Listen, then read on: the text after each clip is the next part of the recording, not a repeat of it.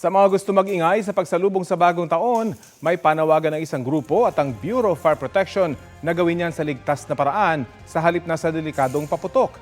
May ulat on the spot si Christian Manyo ng Super Radio DZBB. Christian?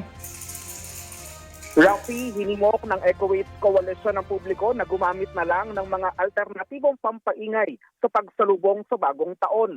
Yan ang panawagan nila 3 araw bago magpalit ang taon, katuwang ang Bureau of Fire Protection sa kanilang kampanya na tinawag na Iwas Paputoxic sa Barangay 179 sa Caloocan City. Sa halip daw na gumastos pa para sa paputok at sa ilaw na bukod sa delikado sa kalusugan, ay masamang epekto sa kalikasan maging sa mga hayop dahil sa usok, basura at taglay na kemikal. Hinimok ng grupo ang publiko na gumamit na lang ng mga kaldero, baon ng niyog, tansyan, bote na plastik, instrumentong pangmusika, radyo at speaker at iba pa na bukod sa tipid ay ligtas at iwas pa sa sunog. Rafi? Maraming salamat, Christian Manyo ng Super Radio DZBB.